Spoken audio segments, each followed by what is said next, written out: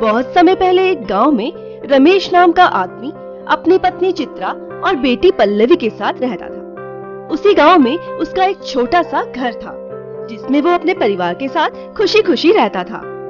वह बहुत ही नेक इंसान था। हर रोज सुबह उठकर वह गांव में पानी पूरी बेचने जाता था और इस तरह से पानी पूरी को बेचकर जो उसे पैसे मिलते थे उससे वह अपना घर चलाता था। पानी पूरी इतनी स्वादिष्ट थी कि गांव के सभी लोग उसी के पास पानी पूरी खाना पसंद करते थे। फिर एक दिन रोज की तरह जब वह पानी पूरी बेचकर अपने घर की ओर जा रहा था तो अंधेरे में उसे कुछ लोग भागते हुए नजर आए।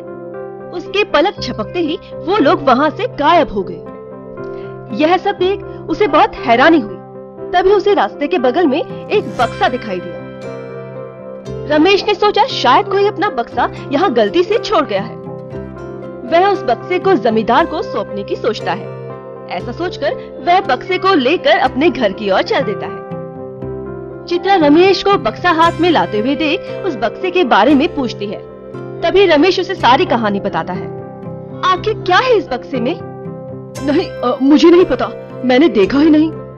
अच्छा, तो फिर रुकिए, पहले मैं ये देखती हूँ आखिर इसमें है क्या।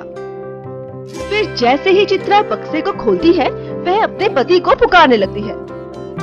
तभी रमेश वहाँ आता है और यह देख हैरान रह जाता है कि वह बक्सा तो कीमती सोने, चांदी, हीरे, जवाहरातों और मोतियों से भरा हुआ था।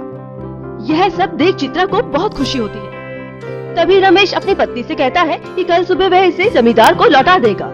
इस बात पर चित्रा को बहुत गुस्सा आता है। चित्रा अपने पति को जमींदार को यह बक्सा लौटाने के लिए मना कर देती है और इस बक्से को अपने पास रखने के लिए बोलती है।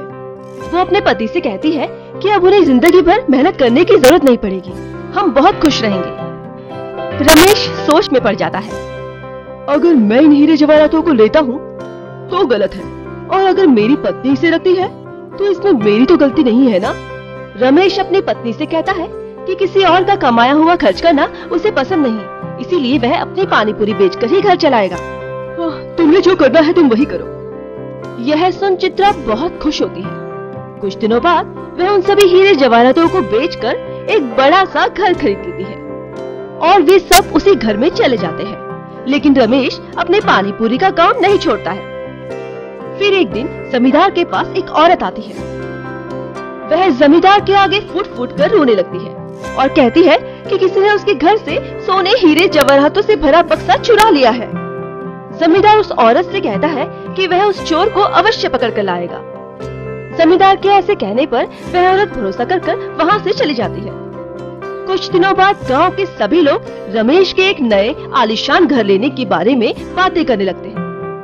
उड़ते उड़ते यह बात जमींदार तक भी पहुँच जाती है। जमींदार को यह सोच बहुत हैरानी होती है कि एक साधारण सा पानी पूरी बेचने वाला इतने कम समय में इतना आलीशान मकान कैसे ले पाया।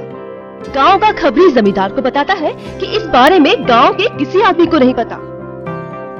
जमींदार उन दोनों को अपने पास लेकर आने के लिए कहता है। जमींदार के कहने पर सेवक उन दोनों को उसके पास लेकर जाते हैं। जमींदार रमेश से कहता है, वैसे तो मैं तुम्हारे बारे में सब कुछ जानता हूँ, फिर भी मैंने तुम्हें यहाँ कुछ बातें पूछने के लिए बुलाया है। पूछिए मालिक। जमींदार रमेश से सब सच सच बताने के लिए कहता है कि वह इतने कम समय में इतना आलीशान और बड़ा घर कैसे खरीद पाया है। चित्रा यह सुन बहुत घबरा जाती है कि कहीं उसका पति सारा सच न बता दे। तभी चित्रा तपाक से बोलती है, मालिक, मेरे पति की कमाई से पैसे बचा बचा कर ही हम यह घर खरीद पाए हैं। जमींदार उन दोनों से कहता है कि वह उन दोनों पर इल्जाम नहीं लगाना चाहता है। वह उन दोनों को उस औरत के बारे में बताता है जो कुछ दिनों पहले अपने घर में हुई हीरे जवाहरातों की चोरी की शिकायत दर्ज कराने आई थी और उसी समय में तुम दोनों ने एक आलीशान नया घर लिया।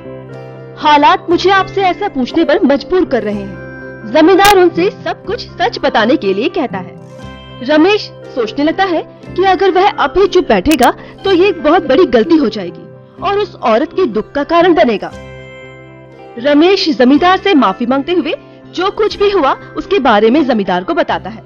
रमेश तुरंत वो कीमती जवाहरातों वाला बक्सा जमींदार को सौंप देता है। रमेश के सब कुछ सच बताने पर और ईमानदारी से वह बक्सा लौटाने पर जमींदार उन दोनों को माफ कर देता है और जीवन में दोबारा इस गलती को दोहराने के लिए मना करता है।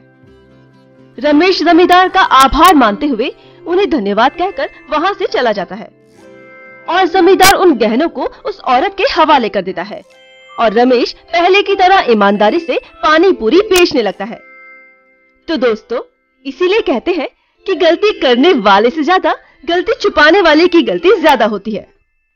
दोस्तों, अगर आपको ये कहानी पसंद आई हो तो इस कहानी को लाइक कीजिए, शेयर कीजिए and don't forget to subscribe my channel.